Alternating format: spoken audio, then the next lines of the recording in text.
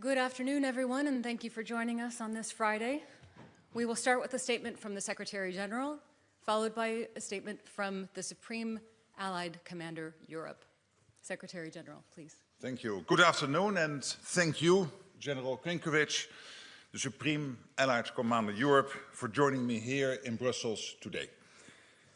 In the early hours of Wednesday, September 10th, numerous Russian drones violated Polish airspace. NATO's air defenses were activated and successfully ensured the defense of NATO territory. Whilst this was the largest concentration of violations of NATO airspace that we have seen, what happened on Wednesday was not an isolated incident. Russia's recklessness in the air along our eastern flank is increasing in frequency. We have seen drones violate our airspace in Romania, Estonia, Latvia, and Lithuania. Whether intentional or not, it is dangerous and unacceptable. At a meeting of the North Atlantic Council on Wednesday morning, allies discussed the situation in light of Poland's request for Article 4 consultations. Allies expressed full solidarity with Poland and denounced Russia's reckless behavior. NATO's core task is to deter aggression and defend every member of this alliance against whatever threats we face. Safeguarding our eastern flank is of utmost importance. This is why we have forward land forces deployed in 8 countries, with contributions from every ally supporting these contingents, and plans in place to scale up our presence if and when required. We have air defenses, ground, sea and air-based systems. Here too, with contributions from allies across Europe and North America working together every day to ensure that we are prepared and ready to defend every inch of Allied territory. We stood up Baltic Sentry at the beginning of this year to help safeguard critical infrastructure from reckless behavior in the Baltic Sea. And today, General Krinkowicz and I are here to announce that NATO is launching Eastern Sentry to bolster our posture even further along our eastern flank. This military activity will commence in the coming days and will involve a range of assets from allies including Denmark, France, United Kingdom, Germany and others. In addition to more traditional military capabilities, this effort will also feature elements designed to address the particular challenges associated with the use of drones. Eastern Sentry will add flexibility and strength to our posture and make clear that as a defensive alliance, we are always ready to defend. I am confident in the strength and ability of this alliance, not least because of the excellent leadership of our top brass. So let me pass the floor to General Krinkowicz to provide a bit more detail about how we are reinforcing our posture through Eastern Sentry. General, you have the floor. Thank you, Secretary General. It's a great honor to be here by your side in Brussels for this important announcement, one that will strengthen our defenses. Integrated and layered air defenses, both air and ground-based, will be key as we move forward. This was on top of everyone's mind in the Baltic states, where I just returned from a short while ago.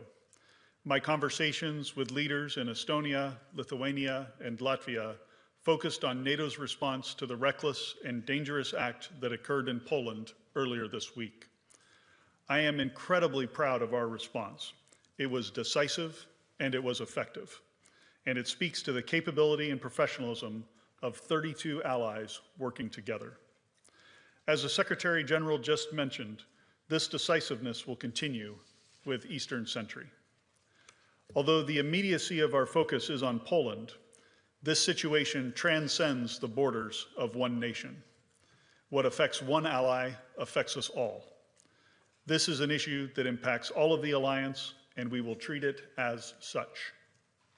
Eastern Sentry will be flexible and agile, delivering even more focused deterrence and defense exactly when and where needed. It will include additional enhanced capabilities. It will integrate air and ground-based defenses, and it will increase information sharing amongst nations. Foremost, it will even further strengthen our posture to shield and protect the alliance. Allies stand in solidarity with Poland and are committed to this endeavor. We have already seen announcements on the deployment of forces from France, Germany, Denmark, and the United Kingdom, and we expect others soon. As part of Eastern Sentry, we will also work with Allied Command Transformation, as we did in Baltic Sentry, to rapidly experiment and field new technologies, such as counter-drone sensors and weapons. Poland and citizens from across the alliance should be assured by our rapid response earlier this week and our significant announcement here today. NATO will continue to defend every inch of its territory. Thank you, General Grinkovich, and I'm grateful to you and your team for the quick and decisive work you have done over the last days, and indeed every day of the year, to keep our people safe. Indeed, I'm also grateful to our Supreme Allied Commander Transformation, Admiral Pierre von Jay. He is playing a key role on how we innovate and adapt our technology and tactics to address whatever new and novel challenges we may face, including from drones. NATO is a defensive alliance, and it is our job to ensure that we are doing all that is necessary to deter and defend. The reckless behavior we have seen from Russia is deeply dangerous. Our assessment of the incidents on Wednesday is ongoing, and whether or not Russia's actions were deliberate, Russia's violated NATO airspace. Therefore, we must, as NATO, make clear our resolve and our ability to defend our territory. And that is exactly what Eastern Sentry is designed to do. It will bolster our posture, add flexibility to our approach, and ensure the safety and security of our eastern flank. Thank you so much. All right, we have time for several questions. We'll start in the center, second row, Associated Press. Yes, Lorne Cook from Associated Press, a question for both of you. There risks being, you're sending more resources to the eastern flank, and there risks being competition now between what Ukraine needs and what the allies are requiring themselves. Isn't it time to start allowing allies on the east to actually start firing at missiles and drones that are in western Ukraine when they're coming toward the border? In fact, isn't it time just to integrate entirely with Ukraine, because you're facing the same enemy anyway? Sir, thank you for the question. What I would say is Eastern Sentry is focused on the defense of alliance territory. As of right now, I see no conflict between the support that individual nations are providing to Ukraine and what they are offering to contribute to this effort. All right, Agence France Presse. Thank you very much. One question for the Secretary General and one for Saka, please. Max Delaney, AFP. Secretary General, NATO crossed a Rubicon the other day by shooting down Russian aircraft over Allied territory for the first time. Is NATO now closer to war with Russia than it's ever been? And to Saka, you've said repeatedly that this was a successful operation by NATO to shoot down these drones, but it seems that you only shot down a handful of the drones, which was a far lower rate than Ukraine achieves. Was this really a success, and is it sustainable to keep on shooting down drones with multi-million-dollar aircraft and expensive equipment? Thank you. To your first question, what this shows is that we will defend every inch of NATO territory, every inch of Allied territory, all 32 allies. And whatever the intent was behind this, yes or no, and whether it was a mistake or not, we are still looking into that. It was reckless, it was unacceptable. These are Russian drones, and it is extremely serious what happened last Wednesday. So obviously, we would not be sitting here like this if then NATO would not immediately come into action and defend every inch of territory. This Allied territory is exactly what we have done. And in the end, it's up to Russia how far they will take this. We will defend ourselves. We are a defensive alliance, not an offensive alliance. We will defend this beautiful 32 alliance established in 1949, and we'll make sure that our 1 billion people stay safe and stay free.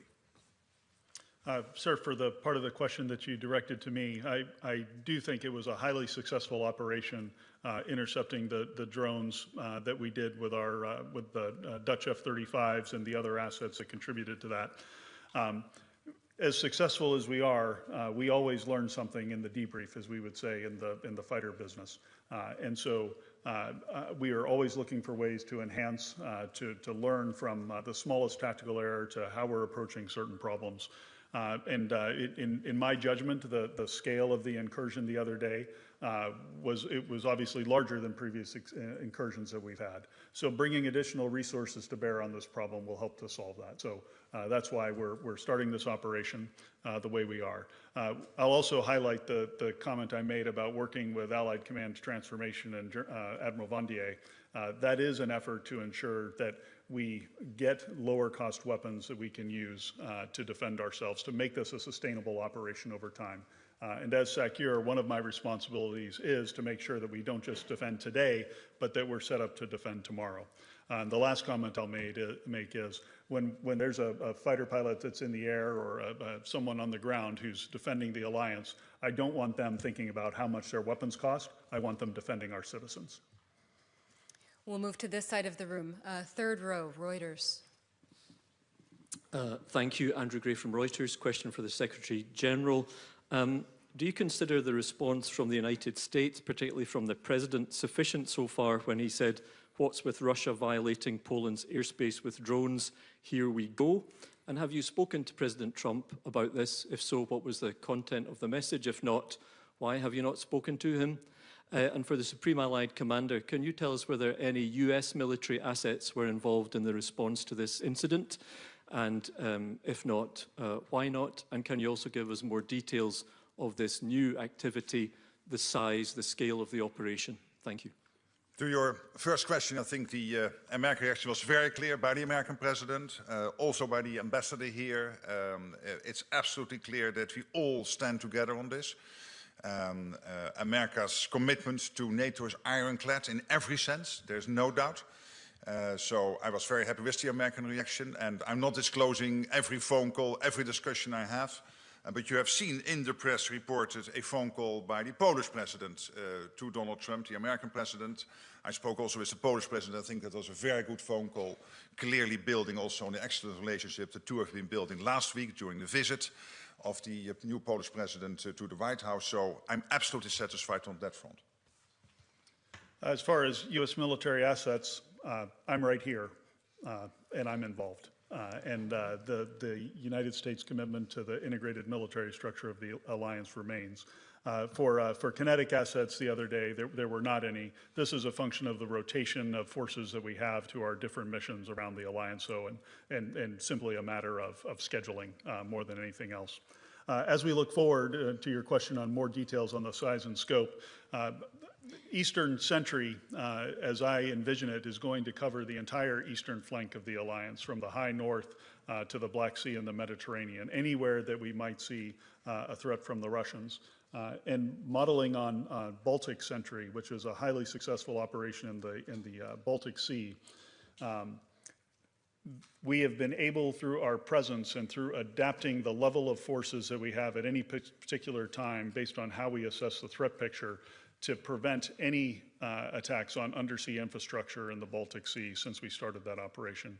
The same logic of this vigilance activity will apply, in that across the eastern flank we'll constantly adjust and change our posture in a manner that keeps the adversary off guard, but also responds to specific threats as we see them emerging. Fourth row center. Thanks for the question. Thomas Kutschka with Frankfurt Allgemeine Zeitung. I have two questions. The first one, for the immediate future, when will this new operation be up and running? Baltic Sentry was just a matter of days. Is that the time frame you're considering? And then in the longer term picture, the President of the European Commission this week suggested or proposed a drone wall as an answer to the new threat, to be possibly financed from the common EU budget. I'm just wondering what your thoughts are about this idea. It's something that comes from the Baltic states. Is that the right way to go to better protect the eastern flank? And I leave it up to you who wants to So I take reply. the second question and Grace, you do the Okay, first? sure. Yeah. Yeah, so a couple of comments. I have issued the order tonight for Eastern Century to begin. The order went out as this press conference began, and so operations are being brought together immediately underneath my authorities as SACEUR. Now, it will take some time for us to bring everything together with the new contributions that have been coming in, and we'll continue to work on this and refine the design of the operation moving forward, but it begins immediately. I'll just make one comment on the drone wall, Secretary General. This is very in line with some of our thoughts of fortifying our eastern flank from a land and air domain perspective. And just coming back from the Baltics, the number of states are making investments in technologies, learning lessons from Ukraine about what kind of sensors and what kind of weapons, kinetic and non-kinetic, might be effective. And so integrating those sorts of defenses into our daily deterrence activities and into our regional plans is absolutely going to be something that we want to do moving forward. Exactly. Now, and then to your question about Ursula von der Leyen, the President of the European Commission, I think she had an excellent State of the Union. There was a lot of defense in there and a lot of how also the EU can help here and contribute to the overall effort. And this is exactly what we have been doing since October, since I came into office. And of course, we are close personal friends, and the EU and NATO are extremely closely working together on all of this, where we all agree that NATO is about the standard setting, about the capability targets, the defense plans, and the EU is about all the soft power, because you cannot fight with plans. You need to have the weapons, the defense industrial base and all that, and there we need the European Union. Also, of course, there's the question of money. Your question is also referring to that part. And of course, when it comes to money, there's national money.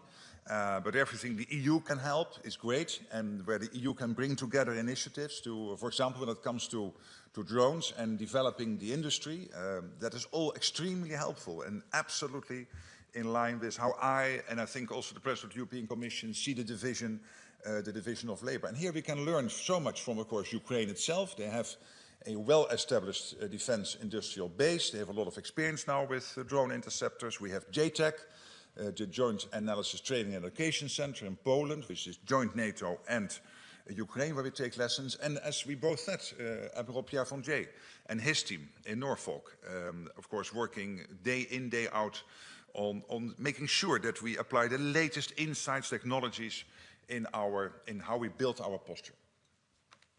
Okay, we'll come to the second row in the center, please. Hi, thank you, Terry Schultz with Deutsche Welle today. The Alliance has long been asking for enhanced, or allies, I should say, has long been asking for enhanced air defense, even before the war with Ukraine, but certainly since Russia's full-scale invasion. So do you feel at all that now you're having to play catch-up, that these are things that could have and should have been done earlier, and now it's simply been thrown into such sharp focus, and with the danger intensifying every day from Russia, is this not too little, but a bit late? Yeah, I would refer to the performance that we had the other night during the incursion in Poland, in that we were well postured. The authorities that the North Atlantic Council had provided to SACEUR had been further delegated, and aircrew were able to act decisively on a meaningful tactical timeline to eliminate much of the threat that was heading into Poland. So I don't think we're playing catch up. I think we were postured fairly well for that event. Now, having said that, we're always learning, and that's part of the reason that we're moving forward with this enhanced vigilance activity to bring additional capabilities together, given the scale of that incursion being something that we hadn't seen to this point. We had seen a few drones here and there, a smaller number, very well postured. If it had just been that, we would have gotten them all. But clearly, with the number that came across the border, it's time to take a fresh look at this, and we're always learning. NATO is a learning organization. Allied Command Operations is a learning command, and we're going to do everything we can as we learn those lessons to incorporate them rapidly and ensure we're defending every inch of the alliance. All right, now we will go to Bloomberg here in the second row.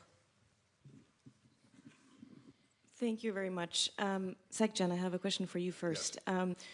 Presumably, you have more information now about the question of intent than you had 2 days ago. So even though I understand, like, you're still assessing, what more do you know today than you knew 2 days ago? And also, more of a philosophical question perhaps on intent. How do you exactly define intent? Do you mean the intent for these drones to have been in Polish airspace in the first place, or once they are in Polish airspace, what they were intending to do there? And Sakir, I also have a question for you. I struggle to understand what exactly is new in this new Sentry program beyond assets that have already been announced and that are now being integrated. So if you could tell us exactly what the new assets are going to be. Thank you so much. Well, on your first question, obviously by day we get more insights. I won't share them with you, but I think that at the moment when we would have a full conclusion and we could share it with others, we could do so. And even that I'm not sure of, because that all depends, of course, on what we find. The only thing I can tell you, because I think whatever I tell you has to be the truth. And the truth is that at this moment we are still assessing. And at the same time, I think the question is relevant. What's behind this? But at the same time, it's not that relevant, because whatever, yes or no, it was deliberate. It was anyway reckless. It was a bunch of Russian drones. Even if they were not intent to go into Poland, if that would be the outcome of this, or even, and of course, if it was the intent, that's even more serious. But in both cases, it is reckless, it is unacceptable, it is the Russians taking risk. We have seen this before in the Baltic countries, we have seen this before in Romania, and this is simply unacceptable. And that is why it is so important that on top of what we do already, which is the overall posture of NATO, plus the forward land forces we have on the eastern flank, that the Supreme Allied Commander has decided to launch this initiative to make sure that we defend the eastern flank even better with more flexibility. So a really good question. So we saw President Macron's announcement of providing the Rafale fighters. We have Danish F-16s that have been offered. A frigate has been offered. Some ground-based air defense capabilities have been offered. But I would ask that we don't focus on those specific items. The key to this is an entirely new defense design. So the previous way that we orchestrated ourselves on the eastern flank is we had individual air policing actions in different locations, and we had individual ground-based air defenses in several locations as well. And then, of course, we're working with nations on a case-by-case basis as we see threats. This is going to be a comprehensive and integrated approach, and with additional resources, we'll be able to plug gaps in the line, we'll be able to concentrate forces where we need to defend at a moment of a particular threat, and we'll have much better communication across the entire eastern flank so that it's truly an integrated approach to this defense. Thank you. Okay, we have time for a few more. We'll go to the fourth row in the center.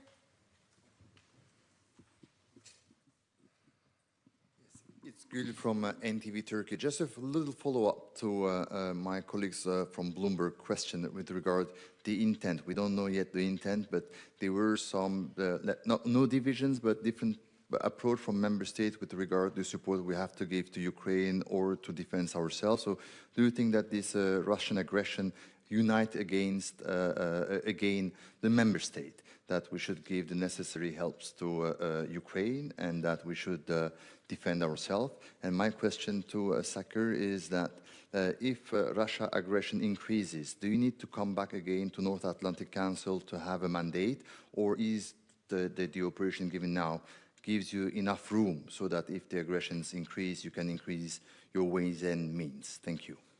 On your first question, as I said, we are assessing it, and again, the answer to that question is of course of relevance, but anyway, it is unacceptable what happened. And anyway, it is the Russians behind it, because these drones came out of Russia. So the question is then, was it deliberate or not? And of course that's relevant, but only to a limited extent, because in the end, whatever they did, it is reckless, it is unacceptable, and we cannot accept Russian drones entering European, EU, NATO airspace. Allied airspace. That is absolutely impossible, and that is why we need to defend ourselves against it.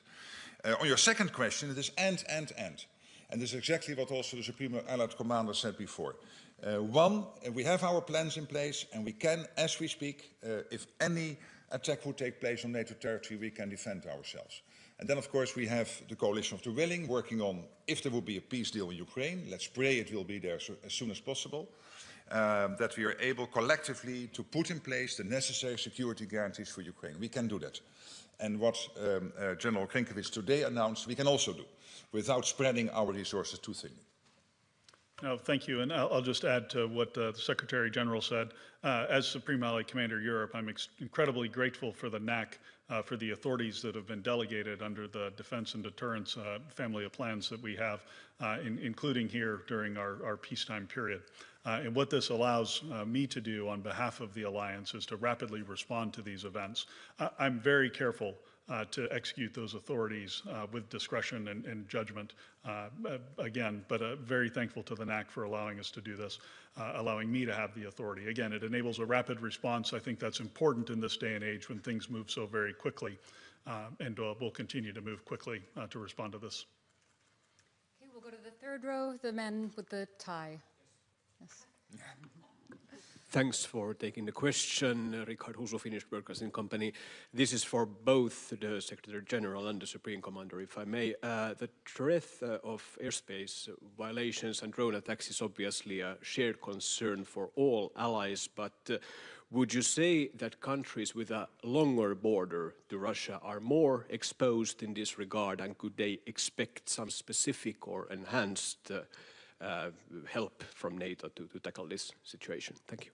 Yeah, but of course the problem is this is about the eastern flank, because here is a direct threat to the eastern flank from, for example, drones or whatever could threaten our allies on the eastern flank. But more generally speaking, you know, I don't like that whole eastern flank thinking because it gives the impression that if I live in Madrid or in London, I'm safer than when I live in Tallinn. And that is not true. Because these latest Russian missiles, when they will be launched, they come down with 5 times the speed of sound, and they will take 5 or 10 minutes longer to reach Madrid or London than they take to reach Tallinn or Vilnius. So in that sense, let's agree that within this alliance of 32 countries, we all live on the eastern flank. Why is this eastern sentry so important? Because this concentrates on this very specific issue, which is airspace violations, and making sure, and whatever other threat there is there, that we can better and with more flexibility defend ourselves in that part of NATO territory. I guess I would just add for commentary, I have a fairly robust portfolio at the operational level of war of dealing with drone attacks from my time in the Middle East. Including large drone attacks from Iran toward Israel back in April of 2023. I'm sorry, 2024. The range that those drones can fly and the paths that they can take, we are all vulnerable to them. So the eastern flank provides a first line of defense for this. And if those drones get through that first line of defense, they can be paired with the ballistic missiles or other capabilities that hold the entire alliance at risk. So I do think while it is an eastern sentry line that we're working to defend, it is on behalf of the entire alliance that this is going forward. Okay, that's all we have time for today. Thank you so much for joining us.